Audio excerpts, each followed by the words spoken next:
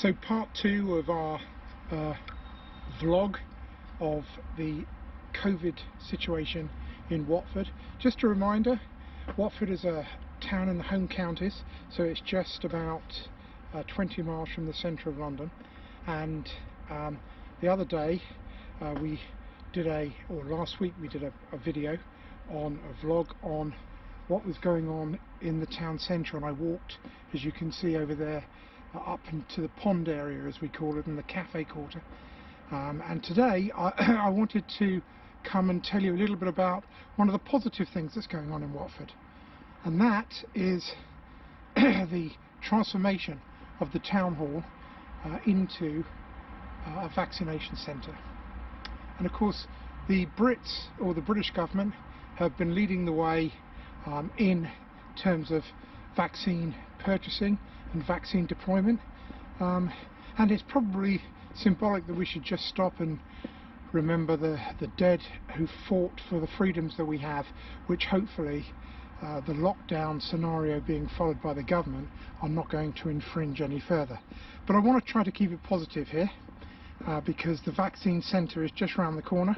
It is amidst the sort of debris of lockdown, such as the closure of this pub, and in the last week's video we saw that all the pubs are shut here in Watford, and that people aren't really allowed out unless they've got an essential journey or they're to exercise. So for those of you wondering, this is my exercise, and I do have an essential journey today because I am going to get a vaccine, or my first shot should I say.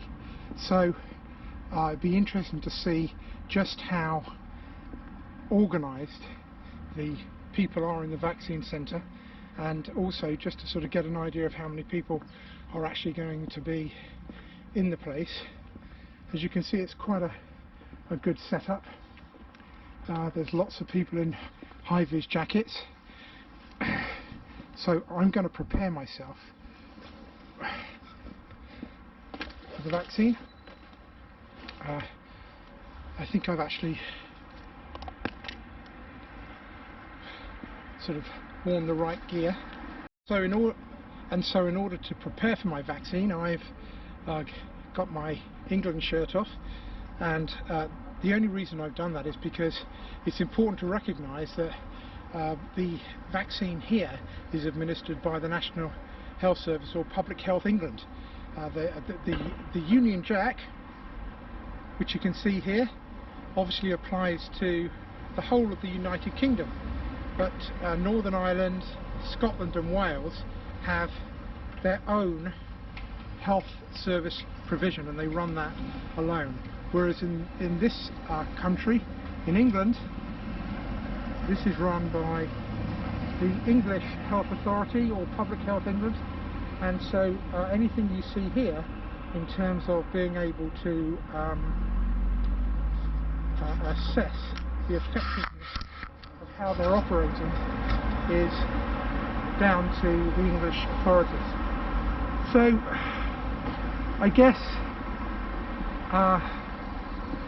am I nervous? Well, I'm not really nervous about vaccines, because a few years ago I decided that I would take the flu vaccine, and that's another thing which is interesting, because of course the latest numbers coming out in terms of deaths show that we've crushed flu here because of the lockdown. And it's interesting to think that there are some people now suggesting that we have more social distancing every year in order to get rid of the flu, which I don't think is necessarily a bad thing, but as long as we're not completely locked down.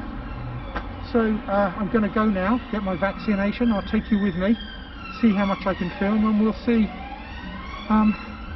you know, how they're organised and how it goes. Here we go.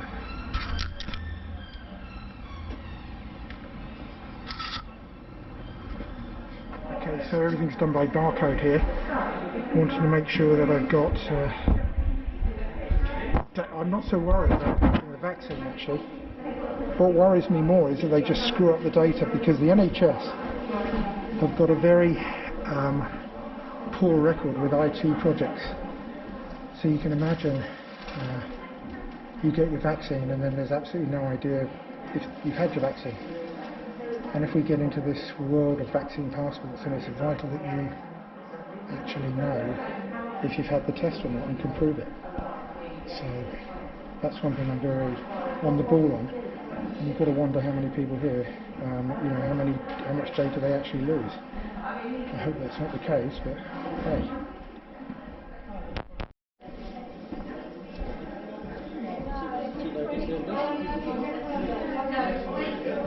Hi. Thank you very much.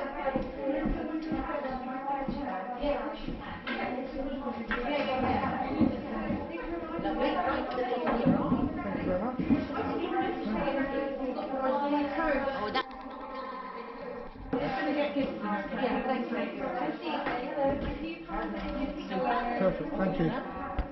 That's really good. Okay. Done. Do I get a card?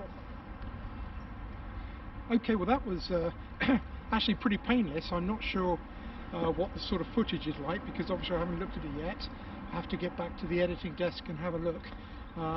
But it was very fast. Went in, sat down, and it all ran very well. And in fact, that's just one of the points that I want to make about the good things that the government have done in terms of vaccine policy. The first is that the way that they managed to organise and purchase literally hundreds of millions of doses of the vaccine of various different kinds. I think we're up to 7. They did that through academic, business, private sector, and good civil servants in a small skunk team, we used to call them, i.e. a team which people would get together and try to overcome all the sort of normal bureaucratic obstacles that you'd find. So in that, I think we've led the world. There's no question. The government are to be congratulated for that. I think in some instances the government ministers have been pulling on levers at the centre of power, and of course the knobs just come off in their hands, as I said I think in an earlier video when it came to looking at the COVID industrial complex. But in this instance they've done an absolutely splendid job, and therefore when you hear the opposition and other people saying that they don't want to have they don't support the sort of initiatives that the government took, for example with PPE and making sure that we had lots of protective gear, spending hundreds of millions on it, sometimes it fails. Track and trace, is a multi-billion-dollar failure so far. In a sense I'm quite glad, to be honest, because I think tracking people all over the show with digital apps, once you start getting that, you're never ever going to get rid of it. So yeah, that's the first thing. The government way in which they procured the vaccine has been excellent. Number 2, how they're putting it out there, I think is extremely good too. And compare us with places like France and Germany. The statistics only came in 24 hours ago that the Pfizer vaccine, which was the one, by the way, that I'd just been given, the Oxford vaccine, Oxford AstraZeneca vaccine, which was rubbish by Macron, unbelievably, saying it was quasi-ineffective, has actually now been shown in early results, certainly from Scotland and indeed from Public Health England this week, that it's actually very effective in keeping people out of hospital, and that's got to be a key test of the vaccine. So yes, in terms of distributing the vaccine and just being positive about it and getting it out there, I think that's excellent. The results, as I've just said, are pretty impressive, but then you have to ask yourself, what road are we on? And this afternoon we're going to get the budget, and we'll see just exactly how much all this lockdown now is causing us, what cost it is, and how long the government are going to prolong the subsidies for both the labour market and other company subsidies in the UK. And you're looking at billions and billions of pounds which have already been spent, tens of billions, and it will be interesting to see this afternoon what the Chancellor says about the future of those. The bottom line is it's time for us to get back to work here, and the subsidies come to end, most of them by the end of May, and if the government extends those subsidies, then frankly I've got a suspicion that that means that they're thinking that the lockdown could go on for much longer. and it's already been mooted that the lockdown could very well extend into the last quarter, which would be, if i.e. that may come back into in the last quarter during the winter to combat what's going on with the coronavirus and the new variants of it. But that would be a disaster for Britain if we continue to extend the lockdown. Right now we should be in tier 2, in my view, which is where we should all be wearing our masks, we should be social distancing and so on. But let's get, people I'm in the sort of 6th tranche to be vaccinated. So that means there's a hell of a load of people, 20 million people more, have been vaccinated before me. And so therefore it's time to unlock the country to get us back to work. It's going to take absolutely months for people to feel that they can come out and act as they were before. So even if we unlock now, it's going to take a hell of a long time before we really start to see a significant difference. So back home now, let's have a look at see what the Chancellor says, and whether or not he's going to condemn us to the thought of even more lockdowns going well into the future. So the Chancellor speaking, and I think things are becoming much clearer from our COVID situation here in the UK and the costs of it. And what struck me as the Chancellor was speaking was just 4 things. I mean, first, the cost, which I mentioned this morning. It was announced that it would be about 407 billion, the cost of COVID to the Exchequer. I mean, that's just an extraordinary amount. So even if you're conservative, let's just say sort of 7 billion a week. And although these measures now are sunk into the costs and they've extended the furlough scheme as suggested earlier in the video, and have extended quite a lot of the other schemes as well, the total cost they recognise is 407 billion. And of course, if they'd actually taken steps to shorten the lockdown, then that cost could have been less if they planned it to actually finish a lot earlier. Instead of the 21st of June, they could have taken it, for example, at the beginning of May. The way things are going, and having, as I said, vaccinated everyone, including someone like myself, who's in a category well down the list, 20 million vaccinated before me, they could have saved an awful lot of money. And I think the other thing is that there is no, they've baked in the easing of the lockdown plan, and as you're probably aware, it's the 21st of June when they're hoping to lift everything. It's the 17th of May before restaurants and pubs and everybody else can open, which is really, really crazy.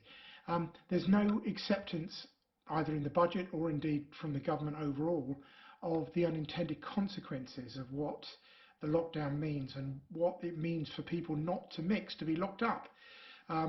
They're already saying now that we have no flu cases whatsoever, which is all very well and good, except that their experts from the COVID industrial complex are now telling us that we need to lock down next winter, and it's going to be very severe, not just for COVID, but for other respiratory diseases and indeed for flu, because we've had none this year, because everybody's been locked away, and they're therefore suggesting all sorts of measures to combat that. So it's a brand new way of doing things.